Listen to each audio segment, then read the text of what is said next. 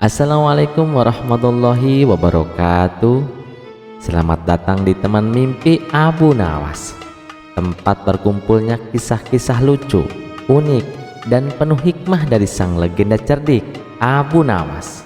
Diceritakan Baginda Raja mengajak Abu Nawas melakukan lawatan ke negeri seberang.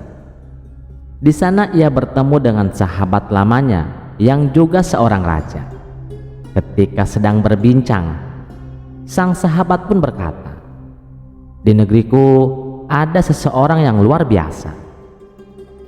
Ia bisa mengetahui segalanya, jangankan sekedar menjawab pertanyaan atau menebak sulap.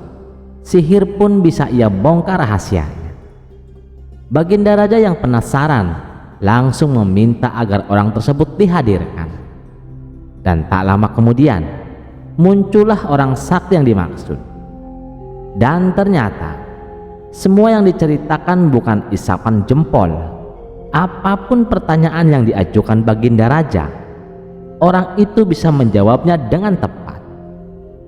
"Apa kamu tahu apa yang ada di dalam kantong jubahku?" tanya Baginda Raja. Orang sakti itu pun menatap sejenak, lalu menjawab dengan tenang, "Paduka menyimpan gelas emas yang rencananya akan diberikan kepada permaisuri sebagai oleh-oleh, juga uang 25 dinar untuk diberikan kepada penjaga kuda istana." Baginda Raja langsung melongo. Sungguh ajaib. Dia bukan cuma tahu isi kantongku, tapi juga tahu isi pikiranku, gumamnya dalam hati. Baginda Raja pun mencoba bertanya hal yang lebih rumit. "Apa yang paling aku takutkan tentang istanaku?" Orang sakti itu pun menjawab tanpa ragu, "Paduka tak takut jika istana direbut musuh atau hancur karena bencana. Satu-satunya yang Paduka takutkan hanyalah ketika istana menjadi gelap gulita." Dan sekali lagi, Baginda Raja tak bisa menyembunyikan kekagumannya. "Kamu beruntung sekali sahabatku, punya rakyat yang sehebat itu," kata Baginda Raja kepada sahabatnya. Sang sahabat pun tertawa kecil. "Ya, itulah sebabnya aku mengundangmu kemari. Aku ingin menunjukkan kehebatannya kepadamu." Lalu sang sahabat itu balik bertanya, "Nah, kalau di negerimu apakah ada orang yang seperti dia?" Baginda Raja pun menggelengkan kepalanya. "Setahuku sih tidak ada, paling cuma satu, Abu Nawas. Dia bukan sakti, tapi cerdiknya itu loh luar biasa." "Yang mana orangnya?" tanya sang sahabat penasaran. Baginda Raja pun memanggil Abu Nawas ke depan. "Nah, ini dia orangnya. Kalau begitu, bagaimana kalau kecerdikannya diadu dengan orang sakti dari negeriku? Ini pasti menjadi tontonan seru," usul sang sahabat. "Wah, bagus itu. Aku suka," balas Baginda Raja dengan semangat. "Wahai Abu Nawas, tunjukkan kecerdikanmu, kalahkan dia." "Siap Paduka yang mulia," jawab Abu Nawas dengan mantap. Lalu Abu Nawas meminta sebuah kursi kayu. Setelah diberikan, ia mulai melubangi bagian dudukan kursi sebanyak 7 lubang kecil. Tanpa menjelaskan apa-apa, ia duduk di atasnya dan tiba-tiba, pret! Abu Nawas kentut keras dan jelas. Kedua raja itu langsung tersentak kaget. Hampir saja Abu Nawas sedang berlaku sangat tidak sopan. Tapi sebelum sempat dimarahi, Abu Nawas berdiri dan menunjuk kursi itu. "Hai orang sakti, lihatlah kursi ini. Ada 7 lubang di bagian dudukannya. Pertanyaanku sederhana. Dari lubang yang mana kentutku keluar tadi?" Seketika semua terdiam. Barulah mereka sadar itu bagian dari permainan Abu Nawas.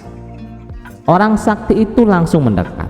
Ia mencium satu persatu lubang di kursi tersebut lalu berkata dengan percaya diri, "Kentutmu keluar dari lubang nomor 3 dan 5. Namun dengan cepat Abu Nawas pun menggeleng dengan keras. "Salah, salah besar.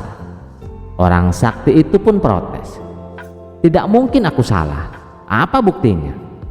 Tunjukkan di mana salahku. Itu gampang. Kentutku itu keluar dari lubang pantatku. Sekonyong-konyong dua raja itu meledak dalam tawa. Mereka tertawa terpingkal-pingkal sampai terpaksa memegangi perut masing-masing. Sang orang sakti itu pun hanya bisa terdiam, tersenyum kecut, merasa dijebak dengan cara yang konyol tapi cerdas. Dan begitulah Abu Nawas. Meskipun bukan orang sakti, tapi ia selalu bisa membuat orang-orang terhibur dengan kecerdasannya.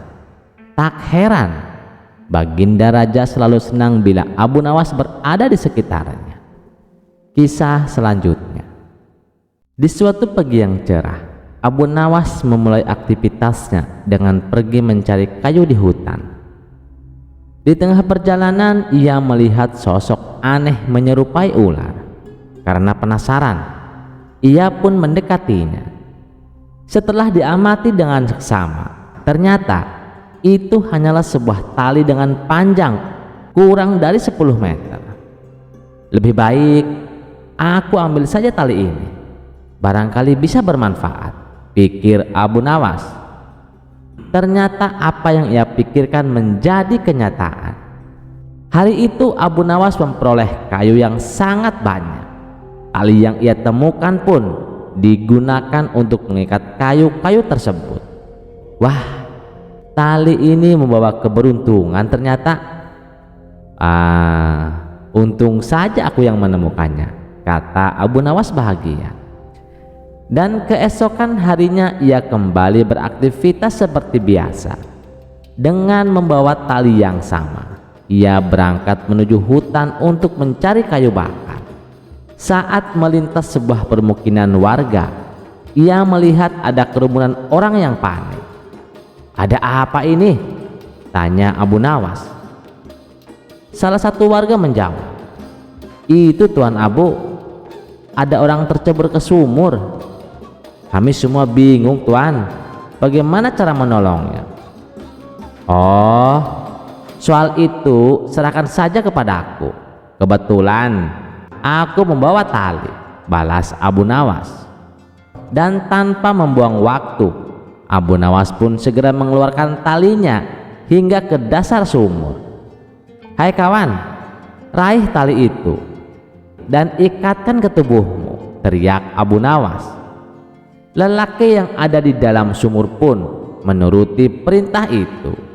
Dengan dibantu beberapa warga, Abu Nawas menarik tali tersebut hingga akhirnya lelaki itu berhasil diselamatkan. Atas kejadian itu, Abu Nawas semakin kagum dengan tali miliknya. Benar-benar tak disangka, ternyata tali ini bukan hanya membawa keberuntungan, tapi juga membawa keajaiban, gumam Abu Nawas. Hingga pada suatu hari terjadilah peristiwa yang menggelikan. Abu Jahil menaiki sebuah pohon yang tinggi. Setelah sampai di atas, ia kebingungan bagaimana cara turunnya. Ia telah mencoba berbagai cara, namun tidak ada yang berhasil. Karena sudah putus asa, meminta tolong kepada orang-orang yang melintas di bawah pohon. Sayangnya, tak satu pun dari mereka tahu bagaimana cara menolongnya. Dan saat itulah datang Abu Nawas dengan penuh percaya diri. Ia pun menyusun sebuah strategi. Tenang Abu Jahil, jangan panik. Aku akan menolongmu dengan tali ajaibku ini, kata Abu Nawas. Ia lalu melemparkan talinya ke atas, ke arah tempat Abu Jahil berada. Hai Abu Jahil, raih tali itu dan ikatkan ke tubuhmu. Abu Jahil yang terjebak di atas pohon pun langsung menuruti perintah itu. Orang-orang yang berkumpul mulai penasaran dengan apa yang akan dilakukan oleh Abu Nawas. Dengan hati berdebar-debar, Abu Jahil bertanya, kamu yakin bisa berhasil Abu Nawas? Udahlah, percayakan padaku. Aku pernah melakukan ini sebelumnya, jawab Abu Nawas tenang. Setelah Abu Jahil selesai mengikat tubuhnya, Abu Nawas langsung menarik talinya. Tanpa disangka, Abu Jahil malah terjatuh ke tanah dan terluka. Orang-orang yang melihat kejadian itu terperanjat dan berteriak, "Ya Abu Nawas, lihat akibat perbuatanmu. Abu Jahil jadi terluka. Kenapa kamu melakukan itu Abu Nawas?"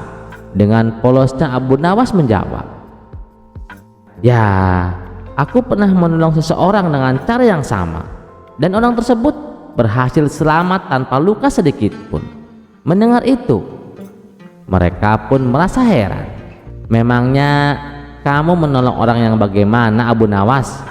Abu Nawas pun menjawab dengan santai, "Ya, waktu itu aku menolongnya ketika ia terjebur ke dalam sumur. Nah, aku yakin dengan cara yang sama pasti akan berhasil menolong Abu Jahil. Dan buktinya benar kan? Abu Jahil bisa turun." Spontan semua orang pun mengenitkan dahi mendengar penjelasan Abu Nawas itu. "Dasar somplak kok Abu Nawas," ucap salah satu warga. Kisah selanjutnya. Di suatu pagi yang cerah, Abu Nawas memutuskan untuk membuka praktik pengobatan di rumahnya. Awalnya, para tetangga merasa ragu, bagaimana mungkin seorang seperti Abu Nawas bisa menjadi tabib. Namun seiring waktu, banyak pasien yang datang dan sembuh setelah berobat kepadanya. Kabar tentang kehebatan Abu Nawas pun menyebar ke seluruh desa. Hingga pada suatu hari, seorang lelaki datang dengan wajah meringis kesakitan. Ia memegangi pinggangnya sambil mengadu, "Pinggangku sakit sekali Tuan Abu, berilah aku ramuan yang mujarab," pintanya dengan wajah penuh harap. Abu Nawas yang penasaran pun bertanya, "Memangnya apa penyebabnya?" Lelaki itu pun mulai bercerita dengan nada yang geram. "Begini ceritanya Tuan Abu, kemarin waktu aku pulang dari berdagang, aku mendapati istriku tidur tanpa busana. Aku curiga kalau istriku berselingkuh. Lalu ketika aku melihat keluar jendela, di bawah ada seorang pria tanpa busana sedang berdiri tak jauh dari kamarku." Abu Nawas pun mengangkat alisnya. Lalu, ya karena saking emosinya, aku langsung mengambil barang terdekat dan menjatuhkannya ke pria itu. Ternyata barang yang aku jatuhkan adalah gentong besar Tuan Abu, dan gara-gara itu sekarang pinggangku rasa sakit sekali Tuan Abu." Abu Nawas pun mengangguk-angguk mendengar kisah itu. Ia pun berkata, "Kamu harus lebih waspada terhadap istrimu. Awasi dia jangan sampai lengah. Ini ramuannya, minumlah 2 kali sehari, pagi dan malam. Insya Allah sakit pinggang kamu akan segera sembuh." Lelaki itu pun mengucapkan terima kasih dan membayar Abu Nawas lalu pergi. Tak lama setelah itu, datanglah seorang lelaki lain. Wajahnya juga meringis kesakitan sambil memegangi pinggangnya. "Tuan Abu, pinggangku rasanya mau patah.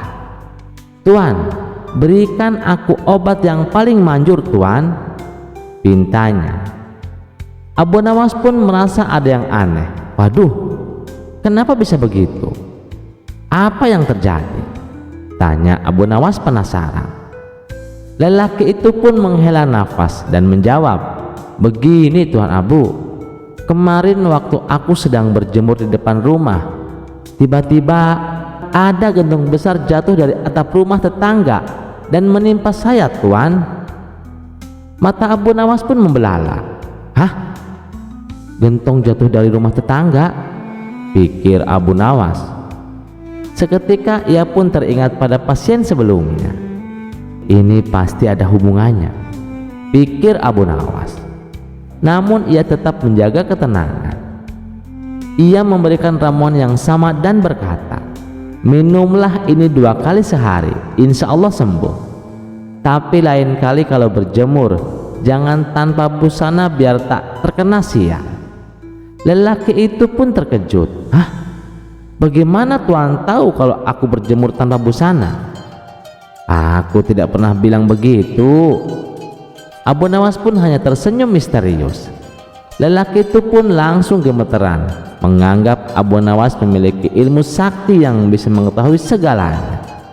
Ia pun buru-buru membayar lebih dan pergi dengan perasaan takjub sekaligus takut. Dan beberapa saat kemudian datanglah Abu Jahil dengan wajah lesu dan penuh keluhan. Abu Nawas, tolonglah aku, pinggangku sakit sekali. Aku hampir tidak berdiri Abu Nawas, rengek Abu Jahil. Abu Nawas yang sejak tadi curiga dengan rangkaian kejadian aneh ini pun iseng bertanya, kamu mengangkat gentong atau ketiban gentong Abu Jahil? Mendengar pertanyaan itu, Abu Jahil pun terperancat. Astagfirullah, dari mana kau tahu Abu Nawas? Abu Nawas pun menatapnya tajam. Jadi kamu ketiban atau mengangkat gentong Abu Jahil? Abu Jahil pun terdiam sejenak, lalu menjawab dengan gugup, aku berada di dalam gentong itu Abu Nawas. Apa? Kata Abu Nawas sambil melongo. Jadi kamu yang selingkuh dengan istri orang itu? Dasar manusia sialan. Abu Jahil yang tadi merintih kesakitan pun tiba-tiba panik. Bagaimana kamu bisa tahu Abu Nawas? Tolong Abu Nawas, jangan bilang siapa-siapa. Aku mohon Abu Nawas. Abu Nawas pun mendengus. Baiklah, aku tidak akan memberitahukan siapapun. Tapi ingat, kalau kamu mengulanginya lagi, aku akan melaporkanmu kepada Baginda Raja, ancam Abu Nawas. Abu Jahil pun langsung gemeteran. Baiklah Abu Nawas, aku berjanji kepadamu, aku tidak akan mengulanginya lagi, kata Abu Jahil dengan terbata-bata. Dan setelah menerima ramuan dari Abu Nawas, ia pun pergi dengan langkah pincang dan wajah penuh ketakutan. Di sepanjang perjalanan pulang, Abu Jahil tidak habis pikir, bagaimana mungkin Abu Nawas tahu semuanya? Apakah dia punya ilmu melihat yang tersembunyi? Sementara itu Abu Nawas hanya tersenyum puas sambil berkata dalam hati, orang-orang memang sering menganggapku sakti, padahal aku hanya menghubungkan cerita mereka saja. Kisah selanjutnya. Di kota Baghdad ada seorang lelaki bernama Syekh Mukhlis. Setiap hari ia mengenakan jubah putih bersih, sorban besar, dan berjalan dengan langkah pelan, seolah-olah seluruh dunia harus memperhatikan kesalehannya. Ia suka berdiri di sudut masjid, mengangkat tangan tinggi-tinggi saat berdoa, dan sering berdehem keras sebelum azan, supaya semua orang tahu dia sedang di masjid. Yang membuat warga risih adalah kebiasaannya menyalahkan orang lain atas dosa-dosa kecil. Pedagang dianggap terlalu duniawi, anak kecil dimarahi karena tertawa keras, bahkan tukang sapu dikritik karena tak membersihkan debu dengan sempurna.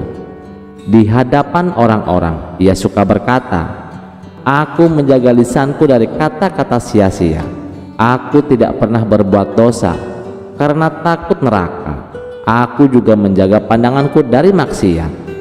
Orang-orang hanya mengangguk tak enak hati. Sampai akhirnya Abu Nawas mendengar kabar tentang sisok suci itu. Suatu hari Abu Nawas bertemu Syekh Mukhlis usai sholat Jumat. Dengan wajah penuh hormat, Abu Nawas berkata, wahai Syekh, aku iri pada kesucianmu. Dunia ini terlalu bising, terlalu banyak orang berkata dusta. Hanya orang pilihan seperti engkau yang bisa menjaga lisannya. Syekh Mukhlis tersenyum bangga. Memang berat menjaga lisan, tapi aku telah berlatih selama bertahun-tahun. Diam dalam zikir dan sunyi adalah cahaya. Abu Nawas lalu berkata pelan, kalau begitu izinkan aku meminta pertolonganmu untuk mengajarkan kami tentang kesunyian, tapi bukan di masjid. Ajarkan kami langsung di tengah pasar.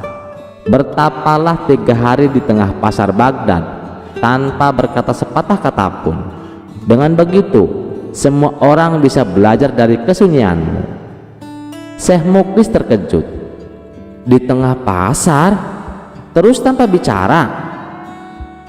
Ya, betul, kata Abu Nawas sambil menunduk. Karena diamu adalah dakwah, bukankah cahaya tak perlu suara? Syekh Muklis tak tahan godaan pujian itu. Akhirnya ia berkata, baik, aku terima tantangan itu. 3 hari di tengah pasar tanpa satupun kata keluar dari mulutku. Pagi-pagi Syekh Muklis duduk bersila di tengah pasar Baghdad. Ia menutup mata, tangannya di pangkuan, wajah tenang seolah dunia tak menyentuhnya. Pedagang-pedagang heran, anak-anak tertawa melihatnya. Loh, kenapa Syekh jadi patung? Dia kerasukan zikir ya? Seorang tukang roti melempar roti kering ke depannya, berpikir dia mengemis. Seorang nenek hampir menyiram dengan air pel karena dikira batu besar. Tapi Syekh Muklis tetap diam. Gigi gerahamnya mulai menggertak, tapi ia bertahan. Abu Nawas mulai mengerjai. Ia mengajak anak-anak kecil lewat dan berkata keras, awas, jangan ganggu batu suci itu. Konon kalau disentuh bisa berubah jadi ular. Anak-anak langsung penasaran. Mereka mendekat, menatap lekat-lekat wajah Syekh. Bahkan ada yang menggambar kumis di udara. Seorang pemuda lewat dan mengangkat kucing ke depan wajah Syekh. Kucingnya menjilat dagu Syekh yang hampir bersin, tapi ia tutup dengan tangan. Abu Nawas kembali lewat sambil berteriak, sungguh kuat orang ini. Dia tidak bicara, mungkin karena dia tidak tahu harus bicara apa. Orang-orang mulai tertawa, tapi Syekh tetap diam. Kini wajahnya memerah, perutnya keroncongan, tapi gengsi tak boleh runtuh. Abu Nawas muncul membawa seorang wanita tua yang sangat cerewet. Ini nenekku Syekh, ia suka sekali curhat. Tolong dengarkan ya, tapi jangan bicara. Nenek itu duduk di samping Syekh dan mulai cerita. Dari zaman dinasti Umayyah sampai harga telur naik. 2 jam kemudian Syekh gemetar, matanya memerah, mulutnya mulai bergerak. Dan akhirnya, cukup, aku lebih pilih masuk neraka daripada dengar cerita nenekmu. Seluruh pasar hening sejenak, lalu tertawa meledak dari semua penjuru. Abu Nawas memukul dadanya sambil berkata, Masya Allah, lisan suci itu akhirnya kembali ke dunia fana. Hari itu Syekh Muklis pulang dengan kepala tertunduk. Ia tak lagi berdiri di masjid dengan suara tinggi. Ia mulai menyapa orang dengan lebih rendah hati dan tak lagi mencela tawa anak-anak. Seseorang pernah bertanya kepada Abu Nawas, kenapa kau buat saya itu duduk 3 hari di pasar? Abu Nawas hanya menjawab, karena orang yang terlalu sibuk membersihkan dirinya sendiri kadang lupa mencium baunya sendiri. Dan Baghdad pun kembali damai, lebih hangat, lebih ringan, tentu saja lebih banyak tawa. Kisah selanjutnya. Malam itu, masjid tua di pinggir Baghdad tampak sepi. Hanya 1-2 orang berjubah datang menunaikan sholat malam. Di pojok masjid duduklah Abu Nawas sendirian, tenang, dengan sebotol air zam-zam kecil dan mushaf di pangkuannya. Namun tiba-tiba terdengar suara pintu masjid berderit. Assalamualaikum. Suara itu berat, dalam, bukan seperti manusia pada umumnya. Tapi siapapun yang memberi salam harus dijawab, bukan? Abu Nawas menjawab pelan, Waalaikumsalam. Dari balik bayangan tiang muncul sosok tinggi berjubah gelap dengan wajah sebagian tertutup. Matanya menyala merah. Orang-orang biasa mungkin sudah kabur, tapi tidak dengan Abu Nawas. "Siapa kau?" Abu Nawas bertanya tenang. Sosok itu mendekat, suaranya dalam, nyaris berbisik. "Aku dari golongan jin. Selama ratusan tahun aku menyesatkan manusia, tapi hari ini aku ingin bertobat." Abu Nawas terdiam. Sambil tetap duduk, ia bertanya pelan, "Mengapa kau datang ke masjid dan bukan ke gunung atau gua seperti jin lain?" "Karena aku lelah. Setiap manusia yang kusesatkan justru membuatku makin tersesat. Tapi ketika aku melihat anak kecil mengaji tadi sore, hatiku hancur. Kenapa anak kecil bisa lebih dekat dengan Tuhan dibanding aku yang berilmu ratusan tahun?" Abu Nawas memandang jin itu lama. "Kalau kamu benar-benar ingin bertobat, lakukan 3 hal. 1. Sujud di tempat yang kau benci. 2. Bacalah ayat yang paling membuatmu terbakar. 3. Berjanji tak lagi membisikkan was-was kepada manusia." Jin itu mengangguk, lalu perlahan ia sujud di lantai masjid. Dari matanya mengalir air seperti bara. Ia membaca, "Fafiru illallah." Tubuhnya gemetar. Lalu ia berkata, "Aku bersumpah demi Tuhan yang menciptakanku dari api, aku tak akan lagi memusuhi manusia, tapi akan berjuang melawan bisikan setan yang lebih jahat dariku, yang memakai wajah manusia." Tiba-tiba ia menghilang. Tak lama kemudian, sosok itu lenyap dalam angin.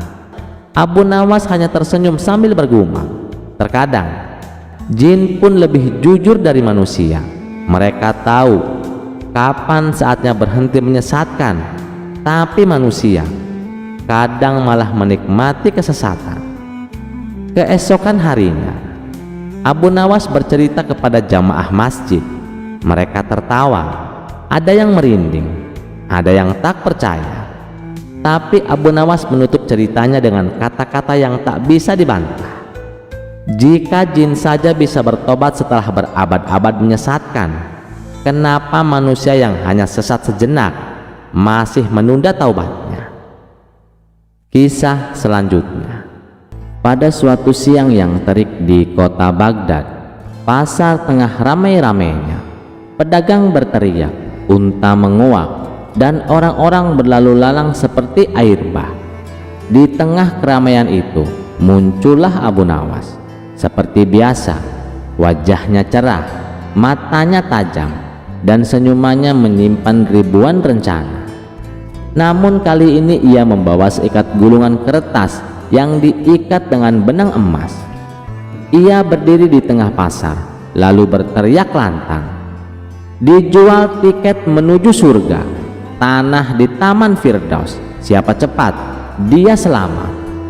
Orang-orang berhenti, tertawa kecil, sebagian menggelengkan kepala. Tapi seperti biasa, keanehan Abu Nawas selalu berhasil menarik perhatian. Tak lama kemudian muncullah Tuan Harun, seorang saudagar kaya raya yang terkenal sangat kikir, tapi suka pamer kesalehan. Jubahnya mengkilap, sepatunya dari kulit onta impor, tapi wajahnya tak pernah senyum kalau disuruh bersedekah. "Abu Nawas," seru Tuan Harun mendekat, "apa ini yang kau jual? Kuburan?" Abu Nawas membungkuk hormat, "Ini bukan sembarang kuburan, Tuan. Ini kapling khusus di surga, lokasi premium, dekat pohon bidara, angin sepoi-sepoi, dan ada aliran sungai susu di sampingnya." Tuan Harun mendengus. "Kau pikir aku bodoh, Abu Nawas?" "Ah, tentu tidak, Tuan. Tapi kau juga bukan orang biasa. Justru orang sehebat Tuanlah yang pantas memesan tempat di surga sejak dini. Tuan kan dermawan dan rajin ibadah pula." Abu Nawas tersenyum sambil mengedip, atau setidaknya tampak seperti itu. Tuan Harun terdiam. Ia tahu bahwa Abu Nawas sedang menyindirnya, tapi egonya lebih besar daripada logikanya. Apa buktinya kapling itu di surga? Abu Nawas mengangkat gulungan kertas itu. Ini suratnya, Tuan. Tanda tangan langsung dari malaikat Ridwan, katanya sembari menekan suara seolah-olah itu rahasia besar. Tuan Harun yang lebih suka dihormati daripada memahami langsung tergoda. Ia melihat surat itu. Sebenarnya hanya gulungan kertas kosong dengan tulisan Arab miring-miring dan cap lilin berwarna emas, tapi matanya sudah silau duluan. Berapa harganya? 10 dinar saja, Tuan. Wah, mahal, sahut Tuan Harun. Aku ini calon penghuni surga, masa tidak dapat diskon? Abu Nawas menatapnya lama. Tuan benar, surga memang tidak bisa dibeli, tapi kalau diskon, itu artinya Tuan tidak sepenuhnya yakin akan masuk surga, bukan? Tuan Harun tersentak. Ia tidak ingin terlihat pelit di depan banyak orang, apalagi sudah mulai menarik perhatian. Baiklah, ini 10 dinar, berikan suratnya, katanya sambil menyodorkan koin emas. Abu Nawas dengan tenang menyerahkan gulungan surat kapling surga itu, lengkap dengan senyuman puas. Keesokan harinya, Tuan Harun membawa surat itu ke masjid, lalu berdiri di depan jamaah dengan penuh bangga. Saudara-saudara, saya telah membeli tanah di surga. Ini buktinya, teriaknya sambil mengangkat gulungan itu. Para jamaah mendekat, penasaran. Lalu gulungan pun dibuka, tapi isinya hanya sebuah tulisan yang bunyinya, "Ini adalah bukti bahwa engkau cukup bodoh untuk percaya bahwa surga bisa dibeli."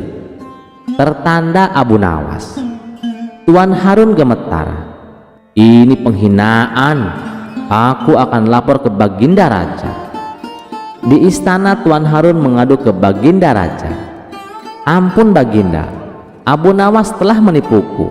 Ia menjual kuburan di surga, lalu menghina aku dengan surat kosong ini. Raja pun memanggil Abu Nawas. Tak lama kemudian, Abu Nawas pun datang dengan tenang sambil membawa 2 buah batu nisan kayu. Abu Nawas, tanya Raja, apa benar kau menjual kuburan kepada saudagar ini? Benar Baginda, jawab Abu Nawas. Tapi kuburan itu kosong, tak ada jenazahnya, tak ada doanya, dan tak ada amalannya. Semua yang hadir tercengang. Baginda Raja pun tertawa terbahak-bahak. Wahai Harun saudagar kaya, bagaimana bisa kau tertipu? Tuan Harun terdiam, mukanya merah padam, tapi tak bisa berkata apa-apa. Seluruh istana tertawa, dan Abu Nawas pun diberi hadiah oleh sang raja karena telah menjual pelajaran mahal dengan harga 10 dinar. Sejak saat itu Tuan Harun jadi lebih rajin bersedekah dan tak pernah lagi memamerkan kesalehan palsu. Dan Abu Nawas, ia kembali ke pasar Baghdad. Kali ini ia menjual timbangan amal bekas, dan anehnya tetap saja ada yang mau membeli.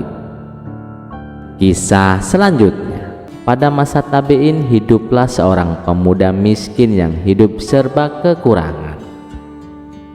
Suatu hari dengan tekad yang kuat, ia memutuskan pergi ke kota Damaskus.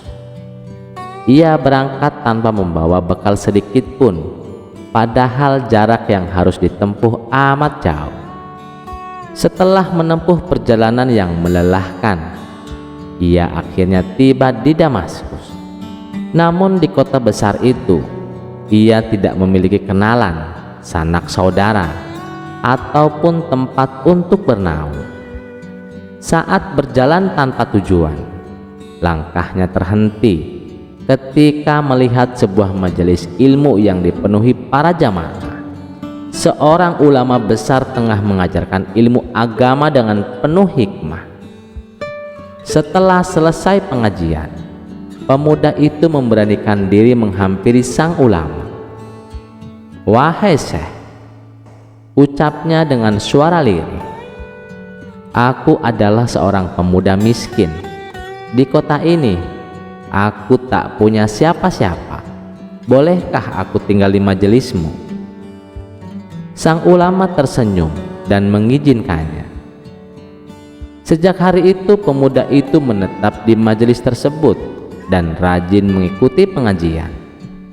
Namun ia segera mengetahui bahwa sang ulama pun hidup dalam kesederhanaan.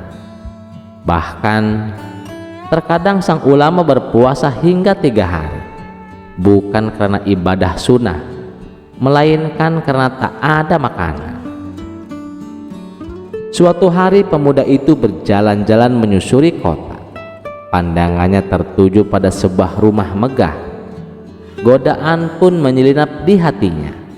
Ia mendekat, lalu tanpa pikir panjang memasuki rumah tersebut dengan niat mencuri. Tangannya sempat meraih beberapa perhiasan, namun matanya kemudian tertuju pada sebuah kamar yang pintunya terbuka. Di dalamnya terbaring seorang wanita cantik yang sedang tertidur pulas. Meski wajahnya tak terlihat jelas, kecantikan dan kemolekan tubuhnya mengusik hatinya. Niat buruk pun mulai tumbuh. Namun tepat di saat ia hampir terjerumus, terlintaslah nasihat sang ulama. Apabila engkau bersabar untuk tidak mengambil yang haram, Allah akan menggantikannya dengan yang halal dan jauh lebih baik. Seperti tersadar dari mimpi buruk, ia meletakkan kembali perhiasan itu, membuang semua niat kotor dari hatinya, lalu segera meninggalkan rumah tersebut. Beberapa hari kemudian, sang ulama kedatangan seorang wanita cantik. Ia berkata, "Wahai Syekh, aku ingin engkau mencarikan jodoh untukku." Sang ulama pun memanggil pemuda itu, "Wahai anak muda, maukah engkau menikahi wanita ini? Dia seorang janda yang baru selesai masa idahnya," kata sang ulama. Pemuda itu terkejut. "Wahai Syekh, untuk makan sendiri saja aku kesulitan. Bagaimana mungkin aku menafkahi seorang istri?" Sang ulama tersenyum. "Jangan khawatir, ia adalah seorang janda kaya raya. Kau tak perlu memikirkan soal harta." Akhirnya pemuda itu menerima pinangan tersebut, dan pada hari itu juga pernikahan mereka dilangsungkan. Setelah akad, sang ulama berkata, "Sekarang pulanglah bersama istrimu. Kau tak perlu lagi tinggal bersamaku." Dengan perasaan campur aduk, pemuda itu mengantarkan istrinya ke rumahnya. Namun alangkah terkejutnya ketika ia melihat bangunan itu. Ternyata rumah itu adalah rumah yang dahulu hampir ia rampok. Saat itulah ia benar-benar memahami makna kesabaran. Dahulu jika ia mengikuti hawa nafsu, mungkin hanya sedikit perhiasan yang ia bawa lari. Namun karena menahan diri, Allah memberikannya seluruh perhiasan, rumah megah, bahkan pemiliknya yang kini menjadi istrinya. Kisah selanjutnya. Pada suatu sore di Baghdad, Abu Nawas sedang berjalan pulang dari masjid. Di tepi jalan, ia melihat seorang anak laki-laki kecil duduk menunduk. Wajahnya pucat, bajunya compang-camping, tangisnya ditahan meski matanya sembab. Abu Nawas pun mendekat. "Kenapa kau menangis di sini sendirian, nak?" tanyanya lembut. Anak itu menatapnya sedih. "Aku tidak punya siapa-siapa, Tuan. Ayah dan ibuku sudah meninggal. Rumah dan ladang warisan ayahku dirampas orang jahat. Sekarang aku hanya tidur di bawah pohon." Abu Nawas menahan napas. Matanya menatap langit senja yang mulai temaram. "Siapa yang merampas hartamu, nak?" tanyanya pelan namun tajam. "Seorang saudagar kaya di pasar, Tuan. Katanya hutang ayahku padanya belum lunas, padahal ayahku sudah membayar sebelum wafat. Abu Nawas menepuk bahu si anak. Jangan khawatir nak, besok aku akan kembali ke rumahmu. Keesokan harinya, Abu Nawas mendatangi toko saudagar kaya itu. Ia berpakaian sederhana, hanya membawa kantong kecil di tangannya. "Salam sejahtera tuan saudagar," sapa Abu Nawas. Saudagar menatapnya malas. "Apa mau pengemis sepertimu di tokoku?" Abu Nawas tersenyum kecil. "Aku hanya mau menukar benda ini tuan dengan rumah anak yatim yang kau rampas." Saudagar itu tertawa terbahak-bahak. "Menukar rumah dengan kantong kecilmu? Kau gila?" Abu Nawas membuka kantongnya pelan. Di dalamnya ada batu hitam kecil yang mengkilap, memancarkan cahaya saat terkena sinar matahari. "Ini adalah batu penarik harta. Siapapun yang memilikinya, emas dan perak akan datang kepadanya seperti air bah," kata Abu Nawas meyakinkan. Saudagar itu menatap batu itu dengan mata berbinar. "Benarkah? Kalau begitu, tukar dengan rumah anak yatim itu. Bahkan kalau kau mau, ambil juga kebun belakang rumah itu." Abu Nawas tersenyum, lalu menyerahkan batu itu. "Ingat, batu ini hanya akan bekerja jika pemiliknya tidak rakus dan tidak menindas anak yatim." Saudagar itu tertawa meremehkan. Ia langsung mengirim utusan memanggil anak yatim tersebut, menyerahkan surat rumah dan kunci kebun. Anak itu meneteskan air mata haru, menatap Abu Nawas dengan penuh rasa syukur. Malamnya, saudagar kaya itu menunggu emas dan perak datang ke rumahnya. Namun sampai ayam berkokok, tak ada satu keping pun yang muncul. Ia marah besar. Esoknya, ia mencari Abu Nawas ke seluruh Baghdad. Saat bertemu, ia mengamuk. "Batu ini tidak ada gunanya. Kau menipuku, Abu Nawas." Abu Nawas hanya tersenyum tenang. "Aku sudah bilang, batu ini hanya berguna bagi orang yang tidak rakus dan tidak menindas anak yatim. Jadi, sebenarnya batu itu bekerja. Lihatlah, sekarang anak yatim itu kembali punya rumah, dan kau kehilangan keserakahanmu meski hanya sebentar." Saudagar itu terdiam, hatinya tersentak oleh kata-kata Abu Nawas yang menohok. Perlahan, ia menunduk, malu pada dirinya sendiri. Sejak hari itu, anak yatim tersebut tinggal di rumahnya dengan tenang. Sedangkan sang saudagar mulai berubah. Ia belajar berbagi dan tak lagi menindas orang miskin. Dan Abu Nawas pun berjalan pulang dengan hati lapang, sambil berbisik pelan. Menipu orang jahat demi menolong anak yatim adalah tipu daya yang akan selalu diridhoi oleh Tuhan. Kisah selanjutnya. Pada masa tabi'in hiduplah seorang pemuda miskin yang hidup serba kekurangan. Suatu hari dengan tekad yang kuat, ia memutuskan pergi ke kota Damaskus. Ia berangkat tanpa membawa bekal sedikit pun, padahal jarak yang harus ditempuh amat jauh. Setelah menempuh perjalanan yang melelahkan, ia akhirnya tiba di Damaskus. Namun di kota besar itu, ia tidak memiliki kenalan, sanak saudara, ataupun tempat untuk bernaung.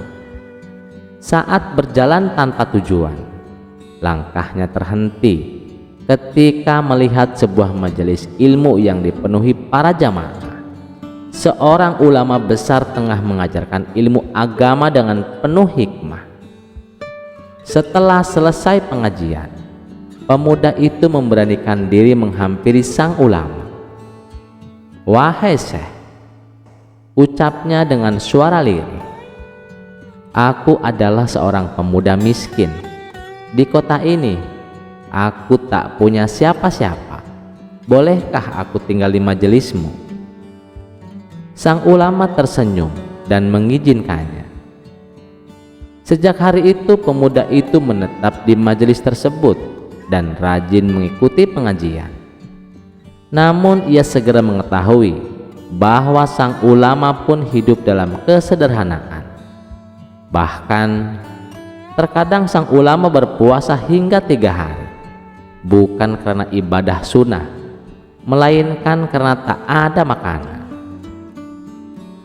Suatu hari pemuda itu berjalan-jalan menyusuri kota. Pandangannya tertuju pada sebuah rumah megah. Godaan pun menyelinap di hatinya. Ia mendekat, lalu tanpa pikir panjang memasuki rumah tersebut dengan niat mencuri. Tangannya sempat meraih beberapa perhiasan, namun matanya kemudian tertuju pada sebuah kamar yang pintunya terbuka. Di dalamnya terbaring seorang wanita cantik yang sedang tertidur pulas. Meski wajahnya tak terlihat jelas, kecantikan dan kemolekan tubuhnya mengusik hatinya. Niat buruk pun mulai tumbuh. Namun tepat di saat ia hampir terjerumus, terlintaslah nasihat sang ulama. Apabila engkau bersabar untuk tidak mengambil yang haram, Allah akan menggantikannya dengan yang halal dan jauh lebih baik. Seperti tersadar dari mimpi buruk, ia meletakkan kembali perhiasan itu, membuang semua niat kotor dari hatinya, lalu segera meninggalkan rumah tersebut. Beberapa hari kemudian, sang ulama kedatangan seorang wanita cantik. Ia berkata, "Wahai Syekh, aku ingin engkau mencarikan jodoh untukku." Sang ulama pun memanggil pemuda itu. "Wahai anak muda, maukah engkau menikahi wanita ini? Dia seorang janda yang baru selesai masa idahnya," kata sang ulama. Pemuda itu terkejut. "Wahai Syekh, untuk makan sendiri saja aku kesulitan. Bagaimana mungkin aku menafkahi seorang istri?" Sang ulama tersenyum. "Jangan khawatir, ia adalah seorang janda kaya raya. Kau tak perlu memikirkan soal harta." Akhirnya pemuda itu menerima pinangan tersebut, dan pada hari itu juga pernikahan mereka dilangsungkan. Setelah akad, sang ulama berkata, "Sekarang pulanglah bersama istrimu. Kau tak perlu lagi tinggal bersamaku." Dengan perasaan campur aduk, pemuda itu mengantarkan istrinya ke rumahnya. Namun alangkah terkejutnya ketika ia melihat bangunan itu. Ternyata rumah itu adalah rumah yang dahulu hampir ia rampok. Saat itulah ia benar-benar memahami makna kesabaran. Dahulu jika ia mengikuti hawa nafsu, mungkin hanya sedikit perhiasan yang ia bawa lari. Namun karena menahan diri, Allah memberikannya seluruh perhiasan, rumah megah, bahkan pemiliknya yang kini menjadi istrinya. Kisah selanjutnya. Pada suatu sore di Baghdad, Abu Nawas sedang berjalan pulang dari masjid. Di tepi jalan, ia melihat seorang anak laki-laki kecil duduk menunduk, wajahnya pucat, bajunya compang-camping, tangisnya ditahan meski matanya sembab. Abu Nawas pun mendekat.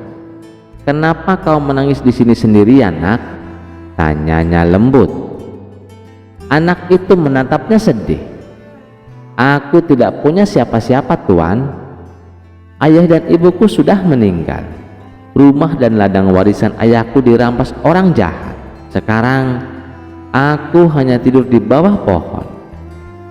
Abu Nawas menahan napas. Matanya menatap langit senja yang mulai temaram. "Siapa yang merampas hartamu, nak?" tanyanya pelan namun tajam. "Seorang saudagar kaya di pasar, Tuan. Katanya hutang ayahku padanya belum lunas, padahal ayahku sudah membayar sebelum wafat." Abu Nawas menepuk bahu si anak. "Jangan khawatir, nak. Besok aku akan kembali ke rumahmu. Keesokan harinya, Abu Nawas mendatangi toko saudagar kaya itu. Ia berpakaian sederhana, hanya membawa kantong kecil di tangannya. "Salam sejahtera Tuan Saudagar," sapa Abu Nawas. Saudagar menatapnya malas. "Apa mau pengemis sepertimu di tokoku?" Abu Nawas tersenyum kecil. "Aku hanya mau menukar benda ini Tuan dengan rumah anak yatim yang kau rampas." Saudagar itu tertawa terbahak-bahak. "Menukar rumah dengan kantong kecilmu? Kau gila?" Abu Nawas membuka kantongnya pelan. Di dalamnya ada batu hitam kecil yang mengkilap, memancarkan cahaya saat terkena sinar matahari. "Ini adalah batu penarik harta. Siapapun yang memilikinya, emas dan perak akan datang kepadanya seperti air bah," kata Abu Nawas meyakinkan. Saudagar itu menatap batu itu dengan mata berbinar. "Benarkah? Kalau begitu, tukar dengan rumah anak yatim itu. Bahkan kalau kau mau, ambil juga kebun belakang rumah itu." Abu Nawas tersenyum, lalu menyerahkan batu itu. "Ingat, batu ini hanya akan bekerja jika pemiliknya tidak rakus dan tidak menindas anak yatim." Saudagar itu tertawa meremehkan. Ia langsung mengirim utusan memanggil anak yatim tersebut, menyerahkan surat rumah dan kunci kebun. Anak itu meneteskan air mata haru, menatap Abu Nawas dengan penuh rasa syukur. Malamnya, saudagar kaya itu menunggu emas dan perak datang ke rumahnya. Namun sampai ayam berkokok, tak ada satu keping pun yang muncul. Ia marah besar. Esoknya, ia mencari Abu Nawas ke seluruh Baghdad. Saat bertemu, ia mengamuk. "Batu ini tidak ada gunanya. Kau menipuku, Abu Nawas." Abu Nawas hanya tersenyum tenang. "Aku sudah bilang, batu ini hanya berguna bagi orang yang tidak rakus dan tidak menindas anak yatim. Jadi, sebenarnya batu itu bekerja. Lihatlah, sekarang anak yatim itu kembali punya rumah, dan kau kehilangan keserakahanmu meski hanya sebentar." Saudagar itu terdiam, hatinya tersentak oleh kata-kata Abu Nawas yang menohok. Perlahan, ia menunduk, malu pada dirinya sendiri. Sejak hari itu, anak yatim tersebut tinggal di rumahnya dengan tenang. Sedangkan sang saudagar mulai berubah. Ia belajar berbagi dan tak lagi menindas orang miskin. Dan Abu Nawas pun berjalan pulang dengan hati lapang, sambil berbisik pelan, "Menipu orang jahat demi menolong anak yatim adalah tipu daya yang akan selalu diridhoi oleh Tuhan." Kisah selanjutnya. Di Baghdad yang ramai, setiap kejadian bisa berubah jadi pelajaran atau jadi bahan tertawaan. Tapi pagi itu, ada satu kejadian yang bikin semua orang terdiam. Orang-orang melihat Abu Nawas, ya si cerdik itu, membuang sekantong penuh harta ke sungai. Apa yang terjadi? Apakah Abu Nawas sudah gila? Atau sedang membuat lelucon baru? Pagi itu, seorang utusan istana datang membawa kantong berisi 100 dinar emas. Konon hadiah dari seorang bangsawan, karena Abu Nawas membantu membongkar kasus korupsi kecil di pasar. Tapi warga terkejut saat melihat Abu Nawas berjalan ke jembatan di Sungai Tigris dan melempar kantong emas itu ke air. Warga pun mulai heboh. "Dia kerasukan jin," teriak seorang. "Dia pasti sedang menjalani ilmu aneh," kata yang lain. Tapi Abu Nawas hanya tersenyum dan berkata, "Tenang, nanti kalian akan tahu." Kabar cepat menyebar hingga ke telinga sang Raja Harun ar-Rasyid yang langsung memanggil Abu Nawas. "Apa kau sudah gila? Emas dari istana kau buang ke sungai?" tanya raja dengan marah. Abu Nawas menjawab santai, "Paduka, saya hanya sedang mencuci harta." "Cuci harta? "Kau kira ini urusan laundry?" tanya raja kembali. "Hamba bisa jelaskan Paduka, tapi izinkan hamba meminta satu hal sebelum itu," sahut Abu Nawas. Beberapa hari sebelumnya, Abu Nawas sebenarnya sudah tahu ada komplotan penjahat yang selalu mengikuti siapapun yang menerima hadiah dari istana. Mereka beraksi diam-diam, mencuri atau menjebak korbannya dengan berbagai cara. Dan benar saja, setelah ia menerima kantong harta, 3 orang asing mulai mengikuti setiap gerakannya. Abu Nawas pun menyusun rencana. Ia membawa emas itu ke jembatan dan membuangnya ke sungai di depan mereka semua. Tapi emas itu tidak hilang. Rupanya Abu Nawas sudah bekerja sama dengan anak-anak pemancing di sekitar sungai. Ia mengikat kantong emas dengan tali panjang dan memintanya ditarik diam-diam setelah dia pergi. Jadi saat para penjahat mencoba menyelam, mereka tidak menemukan apa-apa. Kantongnya sudah hilang, padahal sudah disimpan kembali oleh bocah yang membantu Abu Nawas. Beberapa hari kemudian, dengan izin raja, Abu Nawas meminta para pengawal rahasia untuk menangkap ketiga orang yang terus mengikutinya. Di istana, saat diinterogasi, semua kebohongan terbongkar. Ternyata mereka memang penipu profesional. Satu mengaku pura-pura jadi penjaga, satu lagi mengaku jadi pedagang, dan yang satu bahkan berpura-pura jadi ustadz. Raja terdiam, lalu tertawa terbahak-bahak. Jadi begitulah, harta istana tidak dibuang ke sungai, tapi kejebak dalam pancingan Abu Nawas.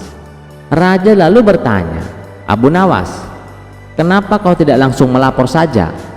Kenapa harus buat drama buang emas?"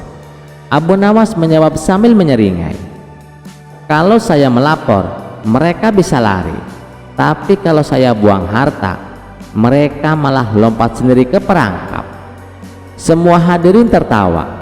Salah satu menteri berseru, "Berarti yang bodoh bukan yang buang harta, tapi yang terjun ke sungai mengejarnya." Abu Nawas mengangguk sambil menatap raja. Keserakahan itu seperti batu, berat, dan pasti tenggelam. Begitulah cara Abu Nawas menyelesaikan masalah, bukan dengan kekerasan, bukan dengan kemarahan, tapi dengan akal yang mengalahkan kerakusan. Terima kasih sudah mendengarkan cerita ini. Sampai jumpa di cerita selanjutnya. Wassalamualaikum warahmatullahi wabarakatuh. Pada masa tabi'in, hiduplah seorang pemuda miskin yang hidup serba kekurangan. Suatu hari dengan tekad yang kuat, ia memutuskan pergi ke kota Damaskus. Ia berangkat tanpa membawa bekal sedikit pun, padahal jarak yang harus ditempuh amat jauh. Setelah menempuh perjalanan yang melelahkan, ia akhirnya tiba di Damaskus. Namun di kota besar itu, ia tidak memiliki kenalan, sanak saudara, ataupun tempat untuk bernaung. Saat berjalan tanpa tujuan, langkahnya terhenti ketika melihat sebuah majelis ilmu yang dipenuhi para jamaah. Seorang ulama besar tengah mengajarkan ilmu agama dengan penuh hikmah. Setelah selesai pengajian, pemuda itu memberanikan diri menghampiri sang ulama. "Wahai Syekh," ucapnya dengan suara lirih, "aku adalah seorang pemuda miskin. Di kota ini, aku tak punya siapa-siapa. Bolehkah aku tinggal di majelismu?" Sang ulama tersenyum dan mengizinkannya. Sejak hari itu, pemuda itu menetap di majelis tersebut dan rajin mengikuti pengajian. Namun ia segera mengetahui bahwa sang ulama pun hidup dalam kesederhanaan. Bahkan terkadang sang ulama berpuasa hingga 3 hari, bukan karena ibadah sunnah, melainkan karena tak ada makanan. Suatu hari pemuda itu berjalan-jalan menyusuri kota. Pandangannya tertuju pada sebuah rumah megah. Godaan pun menyelinap di hatinya. Ia mendekat, lalu tanpa pikir panjang memasuki rumah tersebut dengan niat mencuri. Tangannya sempat meraih beberapa perhiasan, namun matanya kemudian tertuju pada sebuah kamar yang pintunya terbuka. Di dalamnya terbaring seorang wanita cantik yang sedang tertidur pulas.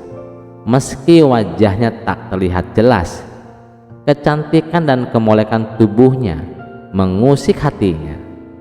Niat buruk pun mulai tumbuh. Namun tepat di saat ia hampir terjerumus, terlintaslah nasihat sang ulama.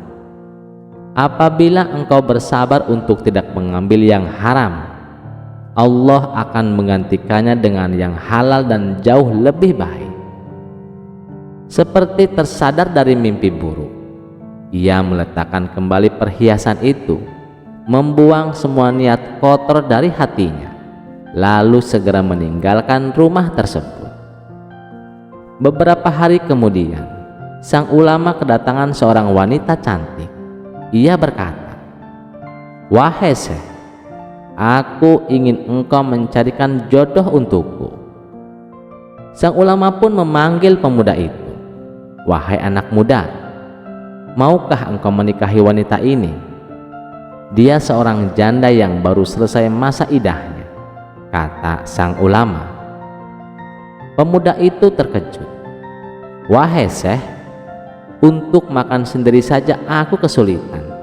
Bagaimana mungkin aku menafkahi seorang istri?" Sang ulama tersenyum.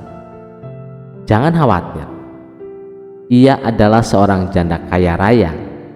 Kau tak perlu memikirkan soal harta." Akhirnya pemuda itu menerima pinangan tersebut, dan pada hari itu juga pernikahan mereka dilangsungkan. Setelah akad, sang ulama berkata, "Sekarang pulanglah bersama istrimu. Kau tak perlu lagi tinggal bersamaku." Dengan perasaan campur aduk, pemuda itu mengantarkan istrinya ke rumahnya. Namun alangkah terkejutnya ketika ia melihat bangunan itu. Ternyata rumah itu adalah rumah yang dahulu hampir ia rampok. Saat itulah ia benar-benar memahami makna kesabaran. Dahulu jika ia mengikuti hawa nafsu, mungkin hanya sedikit perhiasan yang ia bawa lari. Namun karena menahan diri, Allah memberikannya seluruh perhiasan, rumah megah, bahkan pemiliknya yang kini menjadi istrinya. Kisah selanjutnya. Pada suatu sore di Baghdad, Abu Nawas sedang berjalan pulang dari masjid. Di tepi jalan, ia melihat seorang anak laki-laki kecil duduk menunduk. Wajahnya pucat, bajunya compang-camping, tangisnya ditahan meski matanya sembab. Abu Nawas pun mendekat. "Kenapa kau menangis di sini sendirian, nak?" tanyanya lembut. Anak itu menatapnya sedih. "Aku tidak punya siapa-siapa, Tuan. Ayah dan ibuku sudah meninggal. Rumah dan ladang warisan ayahku dirampas orang jahat. Sekarang aku hanya tidur di bawah pohon." Abu Nawas menahan napas. Matanya menatap langit senja yang mulai temaram. "Siapa yang merampas hartamu, nak?" tanyanya pelan namun tajam. "Seorang saudagar kaya di pasar, Tuan. Katanya hutang ayahku padanya belum lunas, padahal ayahku sudah membayar sebelum wafat." Abu Nawas menepuk bahu si anak. "Jangan khawatir, nak. Besok aku akan kembali ke rumahmu." Keesokan harinya, Abu Nawas mendatangi toko saudagar kaya itu. Ia berpakaian sederhana, hanya membawa kantong kecil di tangannya. "Salam sejahtera, Tuan saudagar," sapa Abu Nawas. Saudagar menatapnya malas. "Apa mau pengemis sepertimu di tokoku?" Abu Nawas tersenyum kecil. "Aku hanya mau menukar benda ini, Tuan, dengan rumah anak yatim yang kau rampas." Saudagar itu tertawa terbahak-bahak. menukar rumah dengan kantong kecilmu? Kau gila. Abu Nawas membuka kantongnya pelan. Di dalamnya ada batu hitam kecil yang mengkilap, memancarkan cahaya saat terkena sinar matahari.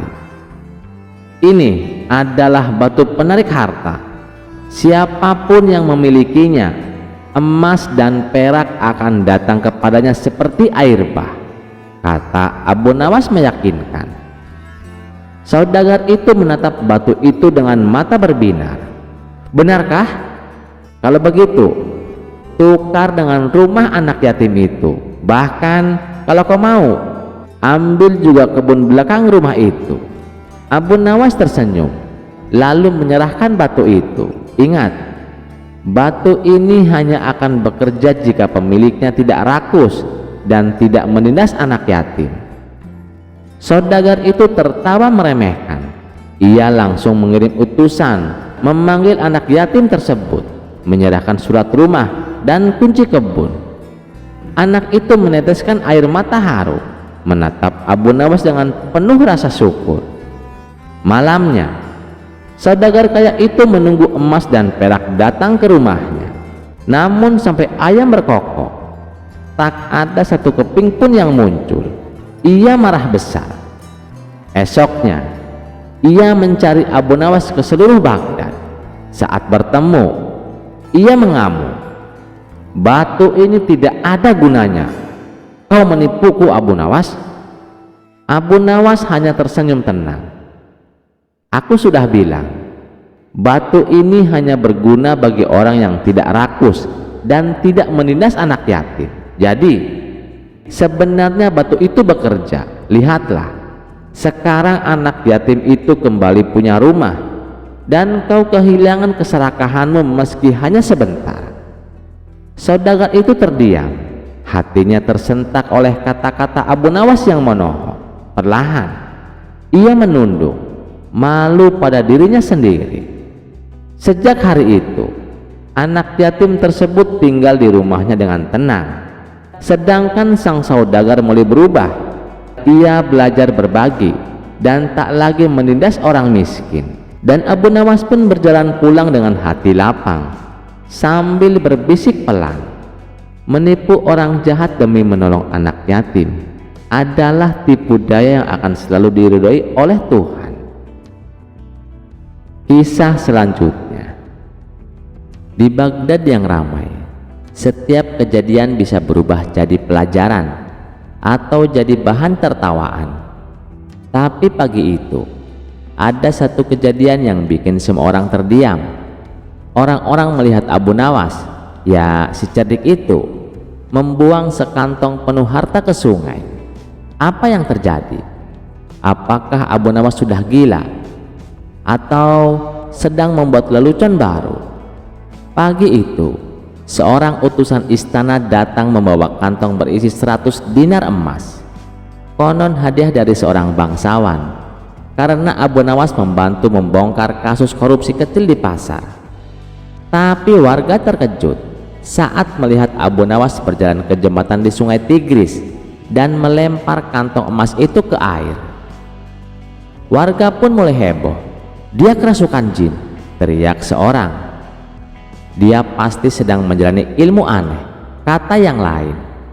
Tapi Abu Nawas hanya tersenyum dan berkata, tenang, nanti kalian akan tahu. Kabar cepat menyebar hingga ke telinga sang Raja Harun ar-Rasyid yang langsung memanggil Abu Nawas. Apa kau sudah gila? Emas dari istana kau buang ke sungai, tanya raja dengan marah. Abu Nawas menjawab santai, Paduka, saya hanya sedang mencuci harta. Cuci harta? Kau kira ini urusan laundry? Tanya raja kembali. Hamba bisa jelaskan Paduka, tapi izinkan hamba meminta satu hal sebelum itu, sahut Abu Nawas. Beberapa hari sebelumnya, Abu Nawas sebenarnya sudah tahu ada komplotan penjahat yang selalu mengikuti siapapun yang menerima hadiah dari istana.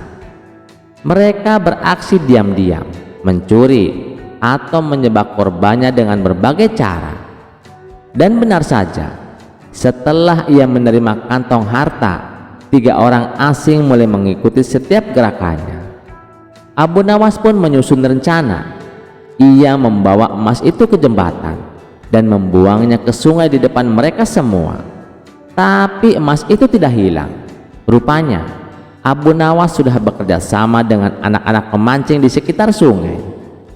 Ia mengikat kantong emas dengan tali panjang dan memintanya ditarik diam-diam setelah dia pergi. Jadi saat para penjahat mencoba menyelam, mereka tidak menemukan apa-apa. Kantongnya sudah hilang, padahal sudah disimpan kembali oleh bocah yang membantu Abu Nawas. Beberapa hari kemudian, dengan izin raja, Abu Nawas meminta para pengawal rahasia untuk menangkap ketiga orang yang terus mengikutinya. Di istana, saat diinterogasi, semua kebohongan terbongkar. Ternyata mereka memang penipu profesional. Satu mengaku pura-pura jadi penjaga, satu lagi mengaku jadi pedagang, dan yang satu bahkan berpura-pura jadi ustadz. Raja terdiam, lalu tertawa terbahak-bahak. Jadi begitulah, harta istana tidak dibuang ke sungai, tapi kejebak dalam pancingan Abu Nawas. Raja lalu bertanya, "Abu Nawas, kenapa kau tidak langsung melapor saja? Kenapa harus buat drama buang emas?" Abu Nawas menjawab sambil menyeringai, "Kalau saya melapor, mereka bisa lari. Tapi kalau saya buang harta, mereka malah lompat sendiri ke perangkap." Semua hadirin tertawa. Salah satu menteri berseru, "Berarti yang bodoh bukan yang buang harta, tapi yang terjun ke sungai mengejarnya." Abu Nawas mengangguk sambil menatap raja. Keserakahan itu seperti batu, berat, dan pasti tenggelam. Begitulah cara Abu Nawas menyelesaikan masalah, bukan dengan kekerasan, bukan dengan kemarahan, tapi dengan akal yang mengalahkan kerakusan. Terima kasih sudah mendengarkan cerita ini. Sampai jumpa di cerita selanjutnya. Wassalamualaikum warahmatullahi wabarakatuh.